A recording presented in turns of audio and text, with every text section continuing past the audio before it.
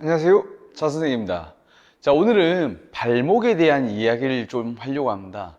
우리가 흔히 발목을 자주 삔다든지 발목을 자주 접지른다든지 발목에 대한 통증이 있어서 발목 강화 운동 그리고 발목 스트레칭 두 가지를 많이 하시는데요.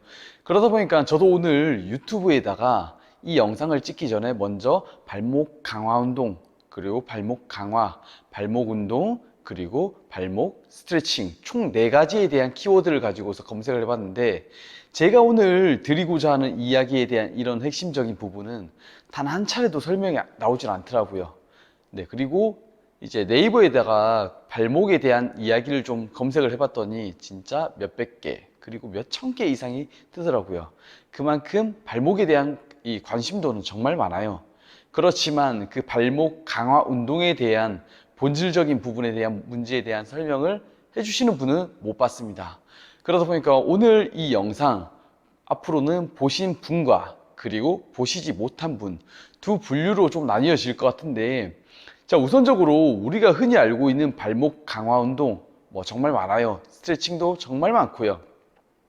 그 많은 강화 운동, 그 많은 스트레칭 운동, 그 운동들이 정말 효과적으로 잘 이루어졌다면 많은 사람들이 그 이상에 대한 더 큰 방대한 정보들을 찾으려고 하지 않으실 텐데, 그럼에도 불구하고 이미 포화 시장인 이 발목 강화 운동이라는 이 키워드 속에 아직도 발목 강화가 더 좋은 게 있나 없나 이렇게 찾아보시는 분들이 계시더라고요.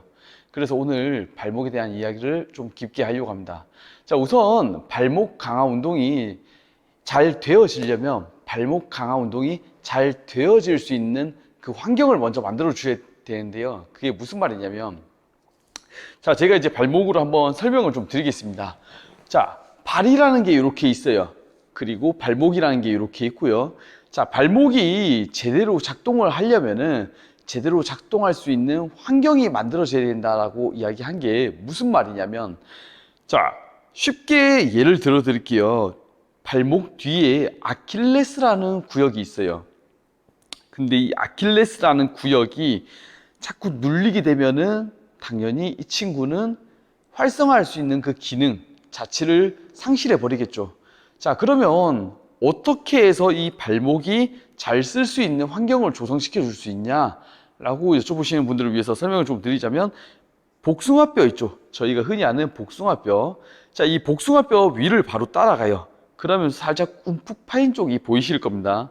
자, 이 부분을 안쪽 그리고 바깥쪽 부분을 두 영역을 꾹 눌러줘요. 근데 저처럼 이렇게 손으로 눌러주시는 게 아니고 이 두 마디, 엄지와 두 번째 마디를 가지고서 이렇게 꾹 눌러주시는 건데, 엄지에 대한 힘이 강하다 보니까 처음에는 이렇게 한번 눌러주시고요. 안쪽으로 한번 눌러주시고, 두 번째는 반대편 손으로 반대편 엄지로 이렇게 바깥쪽을 꾹 눌러주시면 되시는데, 자, 여기서 아셔야 될 건 뭐냐면, 안쪽에 대한 부분은 확실히 눌러 보셨을 때 얘가 좀 잘 풀리는 걸 느끼실 수가 있으실 거예요.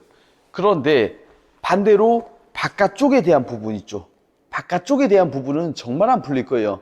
그래서 힘이 생각보다, 내가 생각한 것보다 힘이 좀 많이 필요로 한다 생각하셔야 될 것 같은데, 그렇다 보니까 이거는 엄지로 풀어주기보다는 오히려 이런 저희 요 손 뼈대 있죠. 뼈대로 이렇게 풀어주시는 게 제일 효과적이실 거고요. 그렇게 풀면 안쪽에 대한 그 눌림 현상과 좀 비슷해지는 맥락을 좀 보실 수가 있으실 텐데, 자, 그렇게 풀어주셨다면 이제 발목 운동을 할 수 있는 환경을 조성시켰다 생각하시면 좋을 것 같습니다. 자, 우리가 발이 이렇게 있으면은 제가 이 옆부분 있죠. 바깥쪽과 안쪽 이 두 분류를 안쪽을 쭉 밀게 되면은 결국에는 발목은 앞뒤로 커질 수밖에 없어요. 그러면 우리가 어차피 발목 운동을 하는 거는 양측에 대한, 바깥쪽과 안쪽에 대한 운동을 하는 것이 아니라 앞쪽과 뒤쪽에 대한 발목 운동을 하는 거잖아요. 그리고 발목에 대한 스트레칭 마찬가지고요. 단순하게 쉬운 발목 운동으로 제가 발을 쭉 뻗고서, 자, 여기서 발을 당겼다가 풀었다가 당겼다가 풀었다가, 자, 이 운동 같은 경우도 당겼을 때는 위쪽에 앞쪽이죠.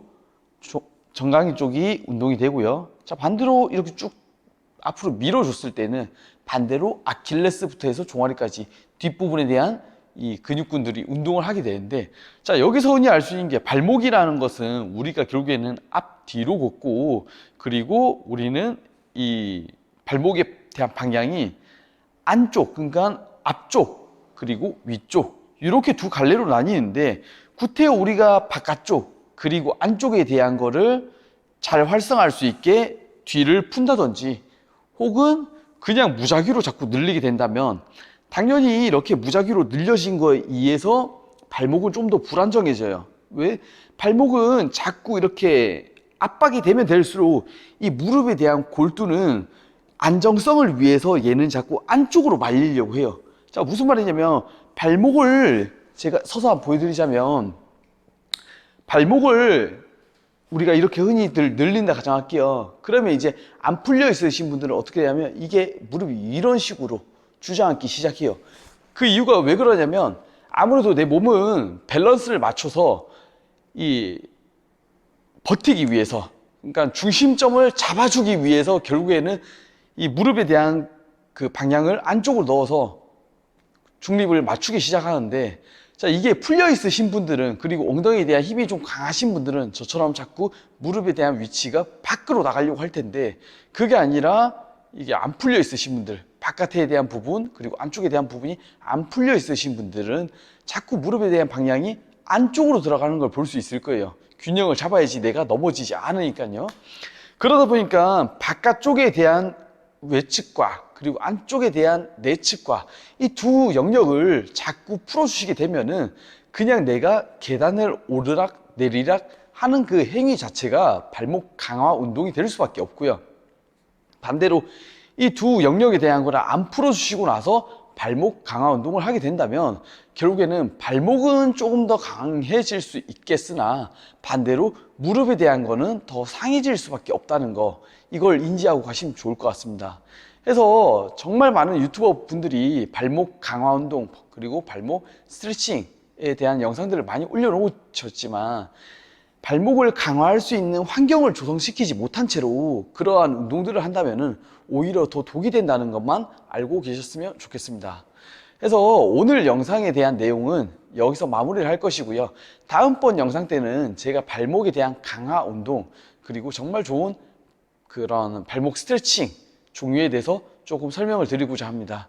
네, 아무쪼록 오늘 영상도 유익하셨다면 구독과 좋아요 부탁드리겠으며, 자, 이 오늘 영상을 보시고서 조금 궁금한 게 많으신 분들이 좀 계실 것 같아요. 그래서 그런 분들은 밑에 댓글로 남겨주시면은 제가 이제 거기에 대해서 성심성의껏 답변 드리도록 하겠습니다. 네, 감사합니다.